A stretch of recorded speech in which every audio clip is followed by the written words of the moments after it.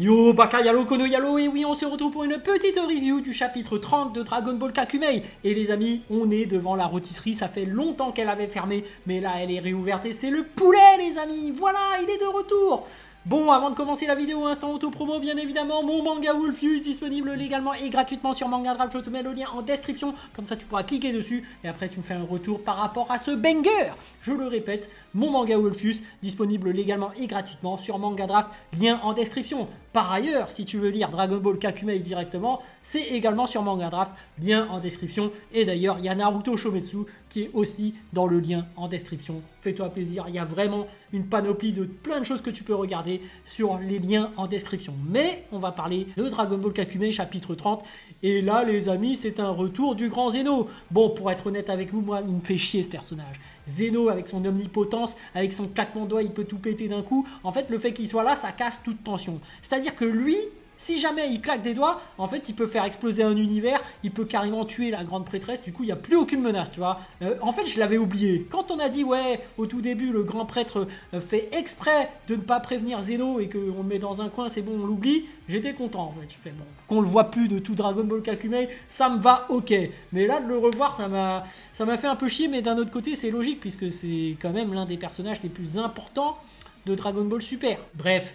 Il est là, il est devant le Daishinkan. On se demandait qui était le plus puissant entre les deux. Bon là, il n'y a pas photo. Là, on va dire que Zeno est largement au-dessus. Mais pourtant, le grand prêtre, au début, j'avais pas compris. Il est assis sur son siège comme ça avec ses veines. Il est là avec du sang. Il est là. Je me suis dit, pourquoi il reste sur son siège? Il est en train de chier ou qu'est-ce qui se passe? Pourquoi tu es là-bas? Mais en fait, il maintenait tout simplement la barrière. En fait, quand il gelait l'univers zéro et les autres, son pouvoir devait subsister. C'était pas seulement un sort qu'il avait lâché et son effet continue. Non, il faut que à tout instant, il se concentre pour maintenir cette barrière. Et c'est là que j'ai compris en fait. C'est que dès que Zeno a fait exploser son bras, ils ont dit en message, bon du coup l'arrivée de Zeno a provoqué une baisse de concentration du grand prêtre, ce qui fait que ça a libéré 3 autres personnes. Il y a eu 2 Akaishin et une Ange qui ont été libérés, et du coup ce seront les 3 prochains adversaires. Mais pour te dire que le Daishinkan finalement il n'est pas aussi puissant que ça, enfin il est super puissant, mais en réalité il a ses limites, et face à Zeno qui arrive et qu'en plus il doit maintenir cette barrière, il peut pas tenir le choc. Mais c'est vrai que si jamais il y avait un duel entre Zeno et le Daishinkan, là c'est clair, c'est sûr et précis et certain, c'est vraiment Zeno le plus puissant. Alors que dans Dragon Ball Super, tu pouvais avoir le doute. C'est comme qui est le plus puissant entre un ange et un Akaishin. Tu peux avoir le doute. Alors que là, dans Dragon Ball Kakumei, c'est sûr et certain, un ange est supérieur à un Akaishin et Zeno est plus puissant que le Daishinkan. Donc là, en termes de niveau de puissance, au moins c'est clair, net, précis, il n'y a pas de débat de puissance, c'est ça.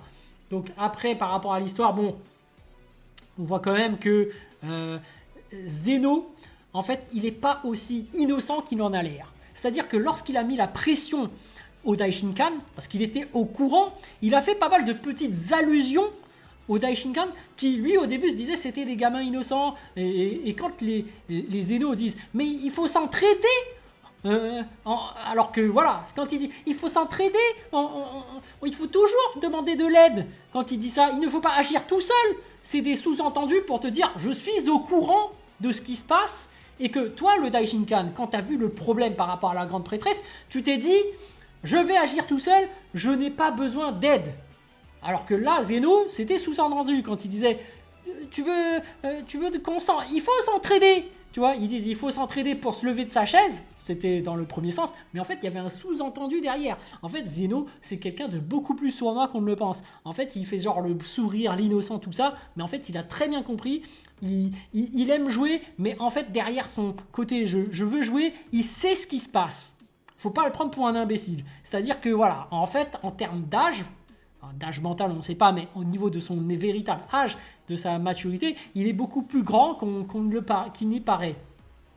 Et du coup, on en apprend plus sur Zeno. Autant dans Dragon Ball Super, c'était ambigu. Tu peux te dire toujours, c'est un vrai gamin, il est très dangereux, il claque des doigts, mais c'est parce qu'il a toujours cette mentalité de gamin, et c'est sur ça que veut jouer Toriyama ou Toyotaro à l'époque. Bref, mais là, on part sur autre chose. On te dit clairement, Zeno, c'est quelqu'un de tordu, de dangereux, et en plus c'est quelqu'un de sournois et hypocrite. Voilà ce que j'en déduis de Dragon Ball Kakumei. C'est bon, c'est figé, on a non seulement les niveaux de puissance qui sont fixes, qui sont figés, et en plus leur mentalité même. Et même le Daishinkan, tu vois que il est bon, il n'est pas neutre, ils prennent tous position en fait. Et même, ils t'ont rajouté du lore par rapport à l'histoire, c'est-à-dire que lorsqu'un ange prend position, et ben, en fait, il commence à avoir ses racines enfin, qui s'assombrissent depuis ses racines de cheveux et également ses doigts qui commencent à devenir sombres. Et c'est pour ça que le chara design en fait, de Twist avait un côté sombre qu'on avait déjà vu à l'époque, mais on n'y faisait pas attention. Et quand j'ai regardé les chapitres d'avant, ben, c'est vrai qu'il y avait ce petit détail déjà à l'époque. Donc ceux qui avaient le sens de l'observation avaient dû certainement le voir, mais voilà, c'est annoncé. Les anges peuvent devenir mauvais, et quand ils deviennent mauvais, eh ben, ils ont des membres qui deviennent sombres, pas comme dans Dragon Ball Super, où carrément lorsqu'ils enfreignent les règles, bah, ils se font disparaître par le Daishinkan qui les rappelle directement. Donc en fait là, le Daishinkan, il aurait très bien pu dans Dragon Ball Super rappeler Twist et tu dégages. Et même, j'ai même l'impression que dans Dragon Ball Super, c'est dès que tu enfreins la règle, que tu disparais automatiquement. Parce qu'à un moment donné, le Daishinkan dit « Je n'ai pas envie de perdre un autre ange ». Ça veut dire que ça se trouve, c'est même pas lui qui le fait disparaître, mais c'est lorsque tu enfreins la règle d'être neutre dans Dragon Ball Super que tu disparais. Alors que là, bah, il y a un côté sombre qui apparaît chez toi, donc le lore est différent de celui de Dragon Ball Super, mais en fait, ça, c'était lorsqu'il y avait l'arc Moro qu'on te disait que l'ange disparaissait lorsqu'il enfreint la règle, et Dragon Ball Kakumei s'est créé après l'arc du tournoi du pouvoir, après Broly. Donc en fait, tout ce qui se passe après, ce n'est pas canon, ça ne compte pas dans la mythologie de Dragon Ball Kakumei. C'est pour ça qu'il est possible qu'il existe des anges déchus, des anges noirs comme ils appellent. Au niveau du lore, on te développe aussi ce qui se passe sur Sadala. Et là, on voit vraiment les Tsufour qui ont une technologie, qui sont essayés en train de soigner Chilai. Alors, ça fait plus d'1 an qu'elle est dans le coma. T'imagines la souffrance que doit avoir Broly. Il est là à son chevet à chaque fois, en train d'essayer d'espérer qu'elle se rétablisse. C'est très très difficile. Hein. Un coma comme ça, je trouve même que c'est plus difficile pour ceux qui aiment la personne que la personne elle-même qui est dans le coma. Parce que cette personne-là ne ressent rien. Mais c'est lorsqu'elle reprendra connaissance qu'elle se rendra compte que j'ai perdu 1 an et que là, il y aura une certaine souffrance. Mais pendant toute cette année-là, c'est surtout Broly qui est en pleine souffrance. Et c'est intéressant parce que Vegeta, avec le docteur, va dire « Faites tout ce qu'il y a en votre pouvoir pour sauver Chilai parce que sinon, il va se mettre dans une rage folle et plus personne ne pourra l'arrêter. » Et c'est vrai que c'est compliqué de stopper Broly. Mais d'un autre côté, ça fait partie des choses de la vie. Et malheureusement, si jamais Chilai décède, il y aura forcément un moment donné où elle va décéder, forcément par rapport à l'âge. Bon, après, c'est une extraterrestre, donc peut-être qu'elle vit encore plus longtemps, mais normalement, un décès, malheureusement, ça fait partie des choses de la vie. T'es pas censé t'énerver et tout le temps rester énervé jusqu'à la fin des temps. Non, au bout d'un moment, t'es censé reprendre conscience et te calmer. Donc, Vegeta, là, il abuse un peu, mais soit ça permet de mettre une certaine pression au médecin qui va qui va faire tout son possible pour essayer de la soigner. Et là, c'est intéressant parce que en même temps, on voit qu'il y a une espèce de virus qui se développe en elle. Alors apparemment, c'est Doula parce qu'on voit les petits bonhommes de Doula qui apparaissent. Donc, ce bâtard avec ses invocations, est-ce qu'il aurait invoqué lorsqu'il a transpercé Chilai, est-ce qu'il a invoqué des petits monstres à l'intérieur d'elle et du coup, en fait, il peut peut-être se ressusciter de lui-même, s'auto-invoquer pour revenir à la vie, ce serait chaud. Et d'un autre côté, on voit qu'il y a une rivalité qui se crée entre Doula et Broly, parce que ce sont on va dire que Doula est le némésis de Broly, forcément, parce que quand tu vois ce qu'il a fait à Broly, en l'occurrence transpercer Chilai comme ça, tu te dis forcément c'est son ennemi juré maintenant. Donc bref, par rapport à ce chapitre, on apprend également que 86% ou 82% de la population de Sadala a été décimée. Je trouve que c'est excessivement beaucoup, mais si on se remémore ce qui s'est passé, il y avait quand même un mur de guerriers Sadala qui ont été tués lors de la barrière. Ils ont formé une espèce de barrière, ils ont été tués. Bref, on voit aussi qu'il y a des villes qui ont été détruites. Donc, pourquoi pas? Mais c'est vrai que en fait, c'est 86%. Faut savoir que est-ce qu'ils comptent tous les réfugiés qu'il y avait, les femmes et les enfants, parce qu'il y a eu des femmes et des enfants qui s'étaient réfugiés et qui étaient dans un abri.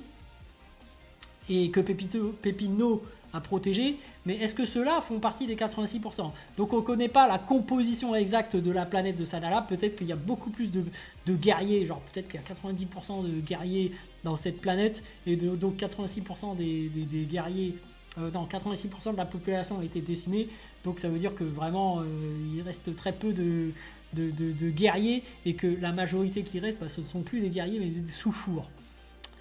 Ou des Saiyans qui ne combattent pas. Bref, bon, c'est qu'un petit détail. Hein. Ça te dit, en gros, ce qu'ils ont voulu dire, c'est qu'il y a eu de graves pertes humaines au niveau de cette guerre. Mais c'est intéressant. On apprend également que l'ange de l'univers 6 arrive et discute avec Caulifla et Kale. Et du coup, on apprend pourquoi est-ce que cet ange n'est pas intervenu dans cette bataille? Parce qu'elle considère que vous êtes des boulets si vous n'arrivez même pas à vous débarrasser d'un Akaishin. Donc par rapport aux anges, on verra ce que vous allez faire. Mais voilà, il faut que vous soyez assez fort pour être reconnu par un ange. Pour être, voilà, tout simplement.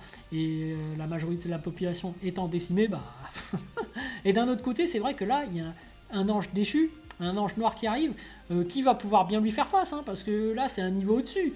Autant Amaron c'était un Akaishin, on pouvait se dire que quelqu'un en Ultra Instinct peut rivaliser, mais là, comme un ange est plus puissant qu'un Akaishin, selon Dragon Ball Kakumei, donc comment ça va se passer?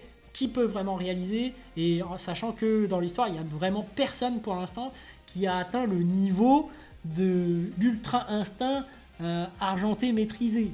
Donc ça me paraît très très compliqué, mais on va voir ce qui va se passer.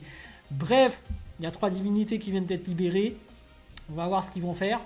Déjà 2 Akaishin, ça c'est évident que c'est quand même à la portée de nos amis, mais ça reste quand même du très haut niveau. Et d'un autre côté, il y a un ange qui est en train de se promener dans le Makai, donc dans le monde des démons. On va voir ce que ça va donner, mais en tout cas, prochain adversaire qui arrive directement sur l'univers 6, c'est un Akaishin. Donc hâte de voir ce qui va se passer. Ça ne laisse pas de répit pour Vegeta, quoique le répit c'est quand même 1 an. Je rappelle qu'un an s'est écoulé et que pendant 1 an ils ont essayé de sauver Chilai. Donc peut-être qu'en 1 an, Vegeta a appris à maîtriser l'Ultra Instinct argenté et qu'il y aura sa propre forme.